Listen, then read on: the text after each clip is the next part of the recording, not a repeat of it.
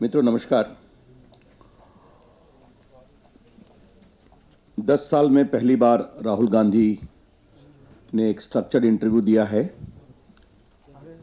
इसके बारे में हमारा एक लिखित वक्तव्य है, अंग्रेजी में है, वो आपको मिलेगा और इसका हिंदी अनुवाद 1-1.5 घंटे में वेबसाइट पर लोड हो जाएगा। अगर उनके पूरे कल के लगभग 1.5 घंटे के इंटरव्यू को देखें तो उसके बारे में हमारा कहना यह है, it is A command performance of evasion, lies and unfortunately of rank ignorance. उनका पूरा जो साक्षात्कार था वो उनकी और उनकी सरकार की जिम्मेवारी से भागने, सच्चाई से भागने, झूठ का सहारा और मुझे बहुत दुर्भाग्य से कहना पड़ता है उनके अज्ञान और अक्षमता दोनों का परिचायक था। अगर उनके इंटरव्यू के पूरे सार को हम देखें तो क्या है, भ्रष्टाचार हुआ, लूट हुई, हम देखते रहे, कुछ नहीं कर सके। महंगाई बढ़ी, बेरोजगारी बढ़ी, जनता पिसती रही, हम देखते रहे, कुछ नहीं कर सके। देश का पूरा मैन्युफैक्चरिंग सेक्टर धराशायी हो गया, हम अक्षम साबित हुए। देश की पूरी अर्थव्यवस्था आज गंभीर चिंताजनक स्थिति में पहुंच गई है, फिर भी हम कुछ नहीं कर सके। लेकिन हमें वादा करना है कि आगे हम सिस्टम बदलेंगे क्योंकि हम आरटीआई लेकर आ गए हैं। यही उनके पूरे साक्षात्कार का सार है। No explanation, no owning up of the mistake and the lapses of the last 10 years, yet trying to raise a hope that I will change the system when the time of departure has come. ये उनके पूरे interview का सार था, ये मैं आपसे कहना चाहता हूं। इस पूरी सरकार में 10 साल में राहुल गांधी की इतनी शख्सियत है कि एक बार अगर वो पब्लिकली डिमांड करते हैं 1 मिनट के लिए तो गैस सिलेंडर की संख्या 9 से 12 हो जाती है। तो अगर उनकी इतनी वकत है, इतनी ताकत है, तो राहुल गांधी ने भ्रष्टाचार क्यों नहीं रोका, महंगाई पर क्यों खामोश रहे? इस पर उनका कोई जवाब नहीं था। और सबसे बड़ी बात यह है कि उनसे कल के इंटरव्यू में बार बार पूछा गया कि अशोक चौहान के खिलाफ कार्रवाई क्यों नहीं होती, वीरभद्र सिंह के खिलाफ कार्रवाई क्यों नहीं होती। आपने कहा था, फिर भी इसका उनके पास कोई स्पष्ट जवाब नहीं था। वो इसका भी उत्तर नहीं दे सके कि आपकी सरकार के कुशासन के कारण जो महंगाई बढ़ी है, जो बेरोजगारी बढ़ी है, जो मैन्युफैक्चरिंग सेक्टर समाप्त हुआ है, इसके बारे में क्या कहना है आपको? उनका बार बार यह कहना, कल के उनके इंटरव्यू को देखिए, अभी भी चल रहा है, I will change the system, I have to change the system. श्रीमान राहुल गांधी जी, आपको 10 साल में सिस्टम को चेंज करने से किसने रोका था? Apart from Sonia Gandhi, you are the second most important decisive voice of your government. Dr. Manmohan Singh comes third. Yet who stopped you from changing the system and setting right all the wrongs? इसका कोई जवाब नहीं था। और बार बार वो देश की राजनीति में सिस्टम की बात कर रहे हैं, ओपननेस की बात कर रहे हैं। तो हमें लगा कि देश की राजनीति की जानकारी का अभाव है, ऐसा संकेत मिलता है। A very palpable indication of rank ignorance of India's political past. System को चलाया किसने? आपका परिवार। 17 साल जवाहरलाल नेहरू, 16 साल इंदिरा गांधी, 5 साल राजीव गांधी और 10 साल से आपकी माताजी और आप। तो ये 17 साल प्लस 16 साल प्लस 5 साल और ये 10 साल, ये तो आजाद भारत का 90% है। और मनमोहन और नरसिंहा राव की सरकार ले लें और उसके बाद की 2 सरकार को ले लें, उसमें भी आप थे, आपका समर्थन था। तो mister Rahul Gandhi, your family either directly or indirectly decisively ruled India for more than 55 years. तो इस सिस्टम में जो कमजोरी आई है उसकी जिम्मेवारी आपकी है। इसको आप ओन अप क्यों नहीं करते? ये सवाल कल उठाए गए बार बार, इसका कोई उनके पास उत्तर नहीं था। जो आज जो डिसेंट्रलाइजेशन की बात करते हैं, आज जो एम्पावरमेंट की बात करते हैं, उनका एक जवाब था, हम आरटीआई ले आए हैं।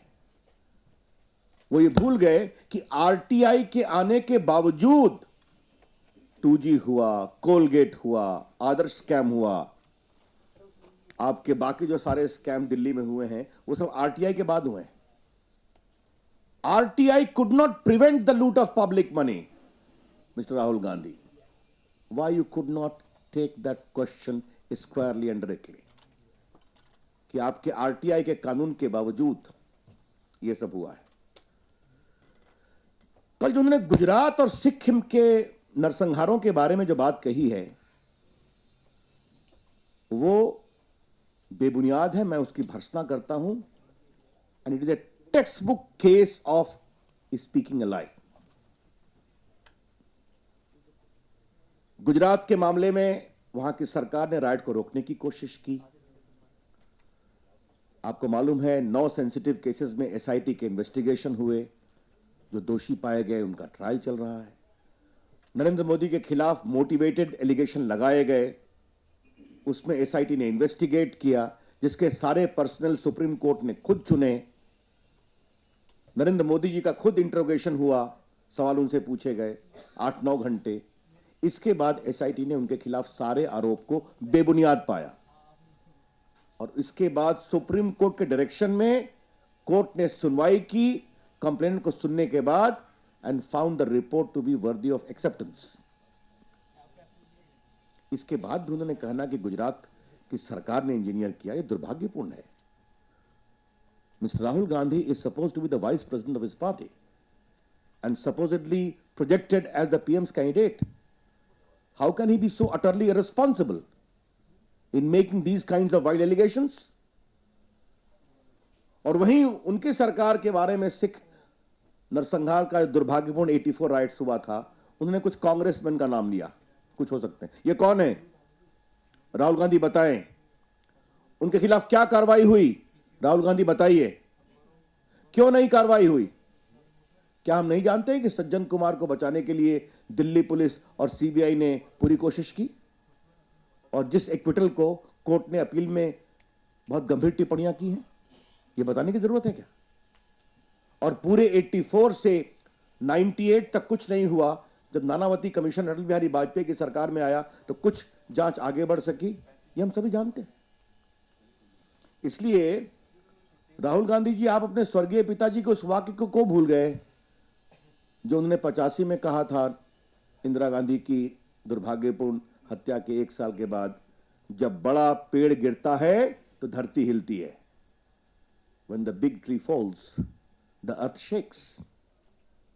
ये तो सीधा पूरे उस 84 के नरसंहार को जस्टिफाई करने की कोशिश थी, लेकिन राहुल गांधी ने कुछ नहीं कहा। कल मुझे सबसे आश्चर्य, मैंने कल के इंटरव्यू को बहुत गंभीरता से देखा है और उनके उस टिप्पणी पर मुझे सबसे हैरत हुई कि मैं डायनेस्टिक कंट्रोल से हिंदुस्तान की राजनीति को मुक्त कराना चाहता हूं। बड़े उत्साही वाक्य थे, कथन में सच्चाई कितनी थी अलग बात है। Rahul Gandhi, it seems very ludicrous that the very rationale of your authority is your dynasty. Rahul Gandhi ji, आपकी पूरी राजनीतिक पकड़ का कारण है आपका परिवार और आप डायनेस्टिक कंट्रोल से पार्टी को मुक्त करने की बात करते हैं।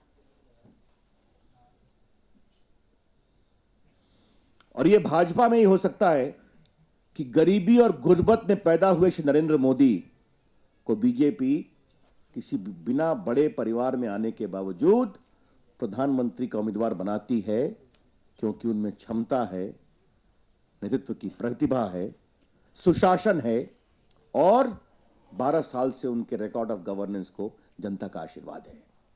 यह बीजेपी और कांग्रेस पार्टी में अंतर है। इसलिए उनसे बार बार पूछा गया कि क्या आप अपने पार्टी के प्रधानमंत्री के उम्मीदवार के रूप में नरेंद्र मोदी जी के सामने चुनाव लड़ेंगे। इस पूरे प्रश्न का उन्होंने कोई उत्तर नहीं दिया। उनसे यह भी पूछा गया कि आप नरेंद्र मोदी से 1-to-1 पब्लिक डिबेट करेंगे। इससे भी वो भाग गए, क्योंकि वो जानते हैं कि चुनाव में जनता का मूड क्या है और पराजय अवश्य दिखाई पड़ती है। मित्रों, मैं बिहार से आता हूं और बिहार के बारे में एक टिप्पणी उनकी बड़ी रोचक लगी। वो आरजेडी से अलायंस करने जा रहे हैं। जब उनसे पूछा गया कि उनके नेता का तो कन्विक्शन हो चुका है, तो वो बोले, we are not aligning with any leader, we are aligning with an idea. 2-3 बार बोले, एक विचार के साथ हमारा समझौता हो रहा है।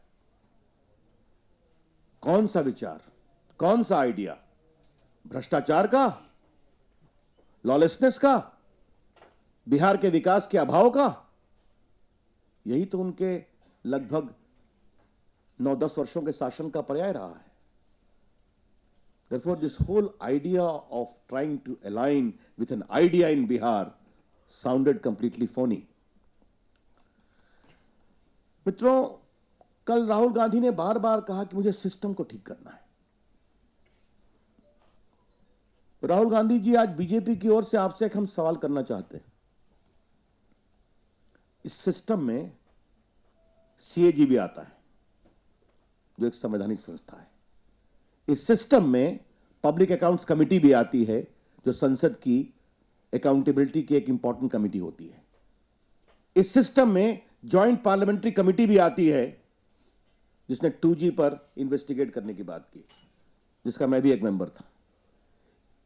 जब सीएजी पर आपके मंत्रीगण इस तरह से हमले करते हैं, जब पीएससी में सच्चाई आने से रोकी जाती है, जब जेपीसी के आपकी पार्टी के चेयरमैन सच्चाई को बहुमत के दबाव में दबाने की कोशिश करते हैं और न राजा को बुलाते हैं, न बाकी लोग को बुलाते हैं ताकि सच्चाई सामने नहीं आए, तो जब आपकी पार्टी के लोग पूरे सिस्टम को डिस्ट्रॉय कर रहे हैं, तो आप खामोश क्यों रहे?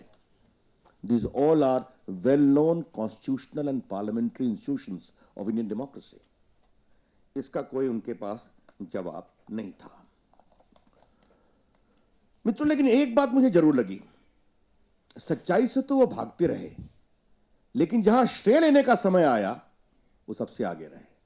He sought to monopolize all the achievements. RTI हमने पास कराया, लोकपाल हमने पास कराया, भ्रष्टाचार हम कुछ नहीं कर सके। राहुल गांधी आज तक कभी आशा नहीं पैदा कर सके और 10 साल के बाद उनके पहले औपचारिक साक्षात्कार में देश कोई आशा की किरण देखने की कोशिश कर रहा था। His entire interview was bereft of any idea which could generate any hope. Rahul Gandhi, I am sorry to say, emerged as a leader bereft of any idea, much less any imaginative potential to generate hope in the country. धन्यवाद मित्रों।